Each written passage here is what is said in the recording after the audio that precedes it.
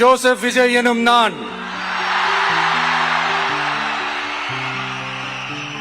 தமிழ்நாட்டு அரசின் முதலமைச்சர் என்ற முறையில் எனது கவனத்திற்குள்ளாவதும் தெரிய வருவதுமான எந்த பொருளையும் முதலமைச்சரின் கடமைகளை உரியவாறு நிறைவேற்ற தேவையான அளவுக்கன்றி ஒருவரிடமோ பலரிடமோ நேர்முகமாகவோ மறைமுகமாகவோ அறிவிக்கவோ வெளிப்படுத்தவோ மாட்டேன் என்று ஆண்டவன் மீது ஆணையிட்டு உறுதிமொழிகிறேன்.